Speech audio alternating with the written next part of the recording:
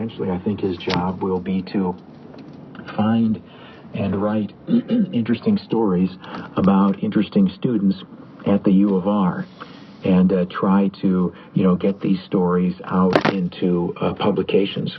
It sounds like a pretty cool job, and I don't know what the U of R pays or anything like that, but I am grateful to the university for bringing this man in. You have gotten yourself an excellent employee, and you also have done a great kindness, and I'm thankful. The next time I'm standing behind Joel Seligman in line at Wegmans, I will certainly express my gratitude in this matter.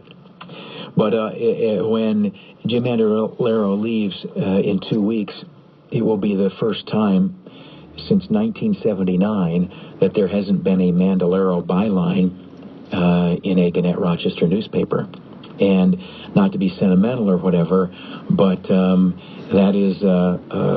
that's a long run.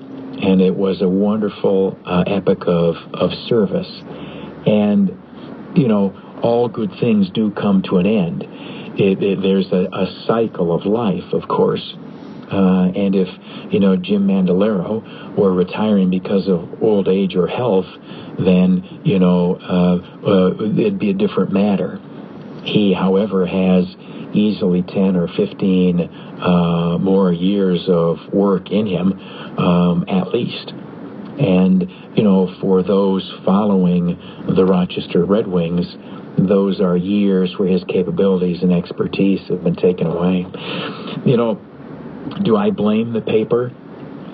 I think that the recent reorganization was imbecilic, and that it was unfortunately evidence of this Gannett belief that editors make and save newspapers, and the more out of the box those editors can be, the better that newspaper will be. That company has been plagued by that misperception for a long time. Newspapers are about writers and photographers, period. It's about people who make product. It is about folks who go out and with the written word or with a photograph capture life and bring it back and present it through your medium, be it a digital or an ink-on-paper product. That is what a newspaper is. Nobody picking up a paper gives a damn about what the editors want or do or who they are. And further, there's a polite little reminder that people become editors because they weren't the best writers and photographers. People who were the best writers and photographers remain as writers and photographers. And those who were, the B or C students, in all honesty, as reporters and writers, they become the bosses. And sadly, they often, act out their ability fantasies that their actual skills couldn't, ever deliver on. So they do come up with bad ideas. The staff reorganization was a very bad idea.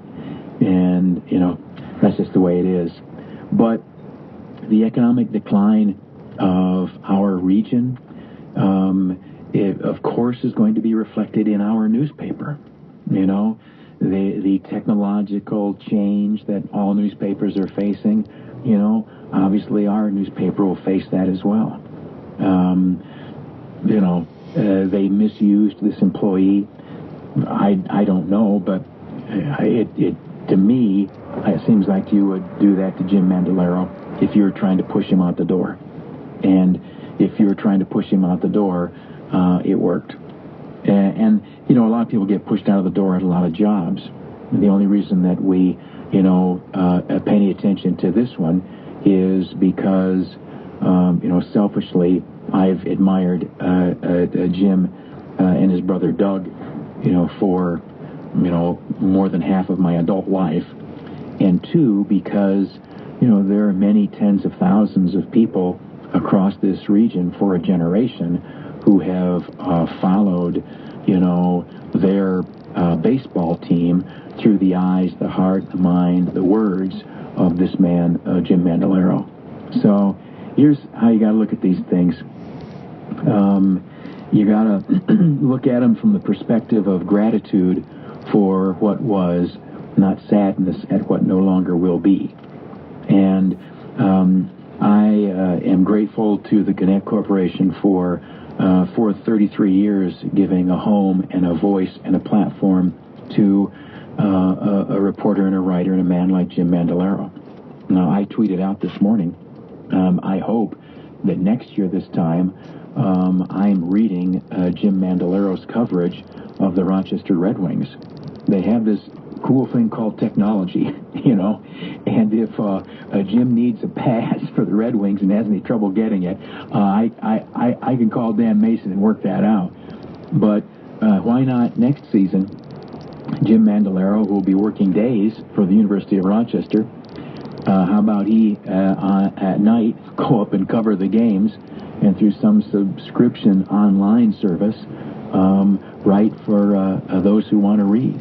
Anyway, but this small story of my friend and yours, I realistically recognize is reflected in the lives of a great many people in a great many vocations.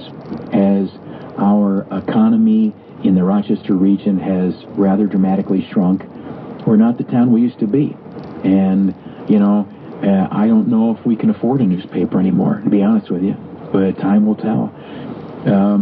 But as our economy shrinks, and also as, manager-employee relations change, as, what traces of loyalty used to exist are flushed down the toilet, we all know about this. And there are an awful lot of Kodak and Xerox families, an awful lot of people who worked at an awful lot of places who used to have big prominent names who know exactly how this goes. And maybe that allows for a greater sense of empathy and compassion all around. We've all taken hits in this town, and yet we keep on plugging. And so at any rate, we send our best to Jim Mandalero. He's got a book out in a couple of weeks. I think we'll have him in, talk about that a little bit. But that the slow, gradual leave-taking that Rochester is doing of its newspaper crosses one more threshold as this one more, I think, legendary writer parts company with the paper. You're listening to News Radio Wham 1180. The driverless car. It's out there, slowly trying to take the steering wheel from your hands until we live in a driverless, trafficless